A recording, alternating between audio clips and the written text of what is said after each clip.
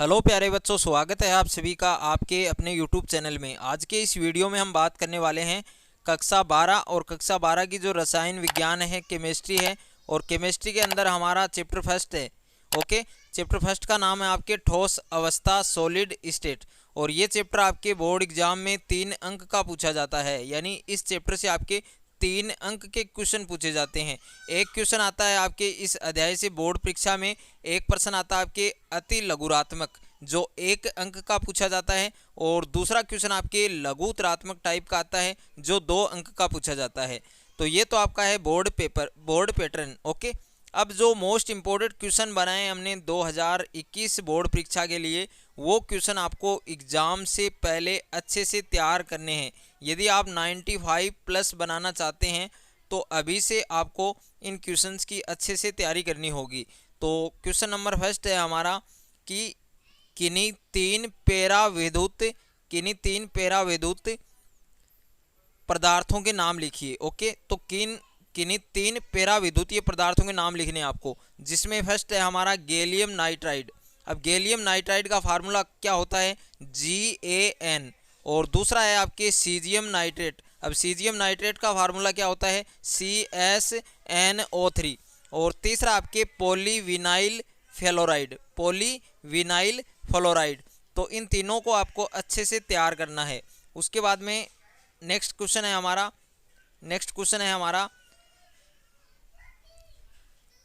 क्रिस्टलीय और अक्रिस्टलीय ठोसों में अंतर लिखिए। यानी एक तो अक्रिस्टलीय ठोस होता है और दूसरा होता है आपके क्रिस्टलीय। एक तो क्रिस्टलीय और दूसरा अक्रिस्टलीय, इन दोनों ठोसों में आपको अंतर लिखना है। तो 4 पॉइंट है और ये 4 पॉइंट आपको अच्छे से तैयार करने हैं। अब अंतर का जो क्वेश्चन है वो आपको पता है कि किस तरीके से करना चाहिए। तो एक साइड में आपको लिखना है क्रिस्टलीय और दूसरे साइड में आपको लिखना है अक्रिस्टलीय। तो क्रिस्टलीय में पहला पॉइंट क्या है? इसका निश्चित ज्यामितीय आकार होता है। यानी जो क्रिस्टलीय ठोस है उनका जो आकार है, ज्यामितीय आकार है, वो कैसा होता है? निश्चित होता है।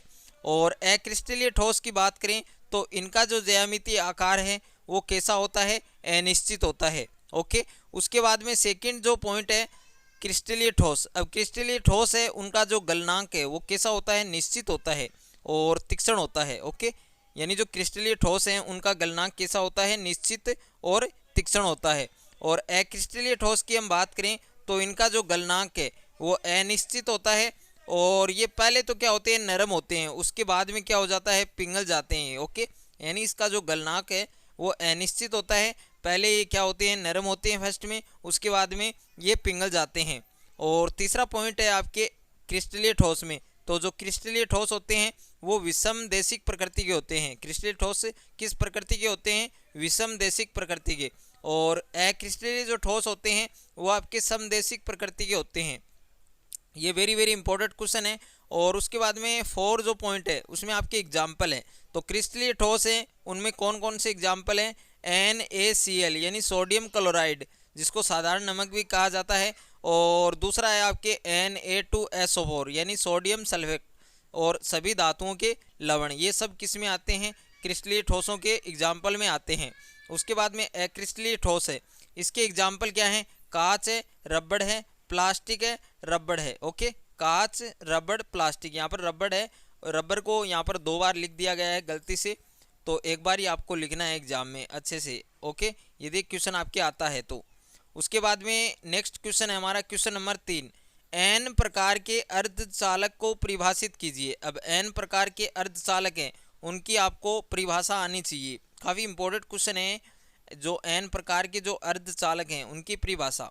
तो n प्रकार के अर्धचालक किसे कहते हैं? यदि किसी अचालक पदार्थ में उसके परमाणु से अधिक संयोजकता के परमाणु का अपमिश्रण किया जाता है। यानी किसी अचालक पदार्थ है उसमें उसके जो परमाणु है उससे ज़्यादा संयोजकता के परमाणु हैं उनका क्या हो जाता है? अपमिश्रण किया जाता है।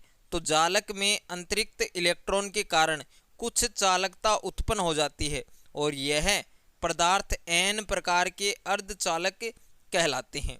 यानी किसी अचालक पदार्थ में उसके परमाणु से अधिक संयोजकता के परमाणु हैं उनका क्या हो जाता है, अपमिश्रण किया जाता है, और जो जालक है उसमें अतिरिक्त इलेक्ट्रॉन के कारण कुछ चालकता उत्पन्न हो जाती है, और ये पदार्थ n प्रकार के अर्धचालक कहलाते हैं।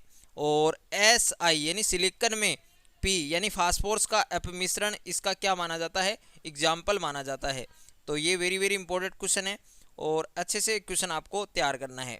उसके बाद में क्वेश्चन नंबर 4 है, जो आपके 2 अंक में पूछा जा सकता है, और वेरी वेरी इंपॉर्टेंट क्वेश्चन है, बार बार एग्जाम में पूछा जाता है। क्वेश्चन क्या है कि निम्न को उदाहरण सहित समझाइए, जिसमें पहला क्या है, अनुचुंबकत्व, और दूसरा क्या है, फेरी चुंबकत्व, और तीसरा क्या आपके प्रतिलोह चुंबकत्व। अगर आपका मैथ, फिजिक्स, केमिस्ट्री और बायोलॉजी के किसी क्वेश्चन में डाउट है तो आपको उस क्वेश्चन का फोटो खींचकर उसको क्रॉप करके सेंड करना है। तुरंत वीडियो सॉल्यूशन के साथ आपको आपका आंसर मिल जाएगा। और आप class 6 to 12 NEET, IIT, JEE mains और एडवांस की भी तैयारी कर सकते हैं। तो अभी डिस्क्रिप्शन में जाइए और डाउटनेट के इस एप्लीकेशन को डाउनलोड कीजिए। डाउट हो तो डाउटनेट करो। आप 8400 400 400 इस नंबर पर भी आप अपने क्वेश्चन का फोटो क्रॉप करके सेंड कर सकते हैं। वहां पर भी आपको आपके क्वेश्चन का आंसर वीडियो सॉल्यूशन के साथ मिल जाएगा। तो इसमें हमारा फर्स्ट है अनुचुंबकत्व। अब अनुचुंबकत्व की हम बात करते हैं कि अनुचुंबकत्व क्या होता है। ऐसे ठोस होते हैं जो चुंबकीय क्षेत्र में रखने पर दुर्बल रूप से आकर्षित होते हैं, वे क्या कहलाते हैं, अनुचुंबकीय ठोस कहलाते हैं। और यह गुण क्या कहलाता है, अनुचुंबकत्व कहलाता है। इनमें अयुग्मित इलेक्ट्रॉन उपस्थित होते हैं, और यह चुंबकीय क्षेत्र की ओर आकर्षित होते हैं, और ये चुंबकीय क्षेत्र में चुंबक की तरह व्यवहार प्रदर्शित करते हैं। और इनमें चुंबकीय गुण है वो अस्थायी होता है।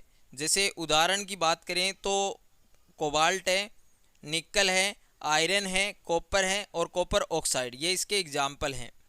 ओके, उसके बाद में सेकंड है हमारा फेरी चुंबकत्व। अब फेरी चुंबकत्व क्या होता है, तो फेरी चुंबकत्व की हम बात कर लेते हैं। तो फेरी चुंबकत्व है, इन ठोसों की संरचना लोह चुंबकीय पदार्थों के समान होती है, और ये लोह चुंबकीय पदार्थों की तुलना में चुंबकीय क्षेत्र द्वारा दुर्बल रूप से आकर्षित होते हैं।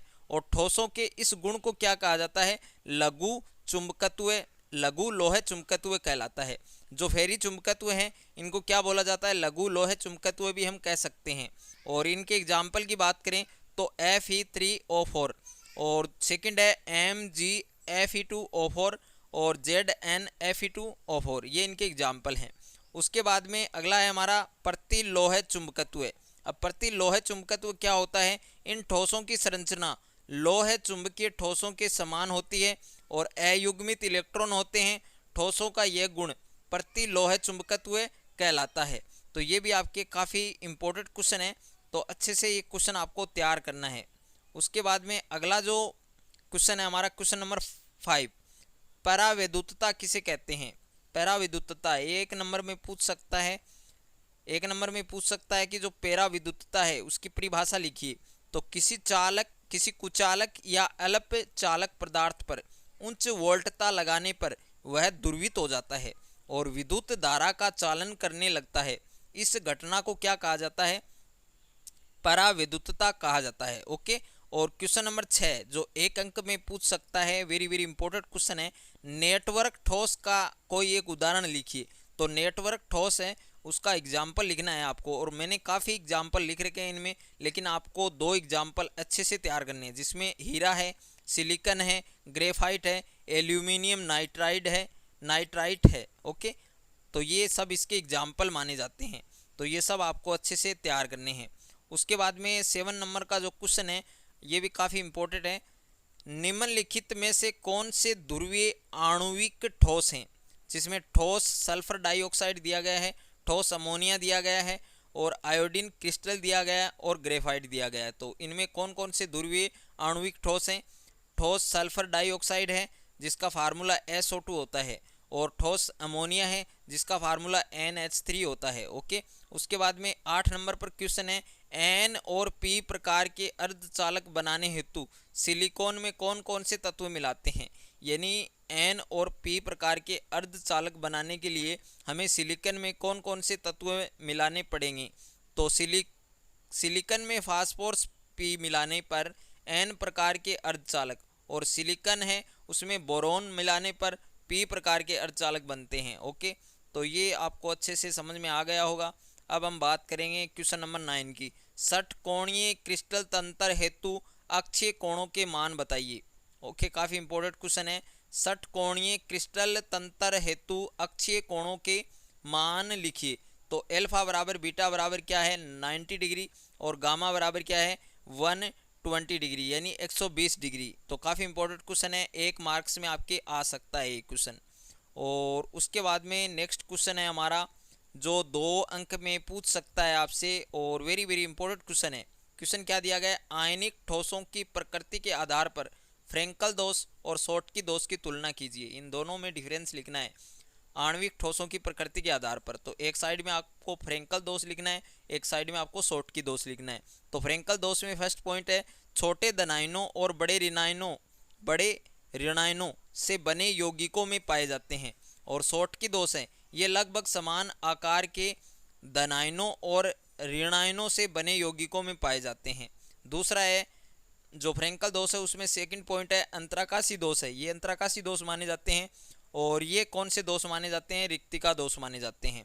तीसरा पॉइंट है आपके फ्रेंकल दोष में पदार्थ का घनत्व परिवर्तित नहीं होता है, और शॉटकी दोष में तीसरा पॉइंट है पदार्थ का घनत्व है वो कम हो जाता है, घट जाता है। और 4 नंबर पॉइंट है आपके एग्जाम्पल का फ्रेंकल दोष में, तो AgCl यानी सिल्वर क्लोराइड है, Agl है, और ZnS यानी जिंक सल्फाइड है। ओके, और शॉटकी दोष में NaCl यानी सोडियम क्लोराइड, पोटेशियम क्लोराइड और पोटेशियम ब्रोमाइड यानी KBr। तो ये सब क्वेश्चन मैंने आपको बताए हैं इस वीडियो में, और मैं उम्मीद करता हूँ आपको अच्छे से समझ में आ गए होंगे। और वीडियो आपको अच्छा लगे तो वीडियो को लाइक करें, दोस्तों के साथ शेयर करें। चैनल पर पहली बार यदि आप देख रहे हैं वीडियो को, तो चैनल को सब्सक्राइब कर लीजिए और साथ में बेल आइकन को भी प्रेस कर लीजिए।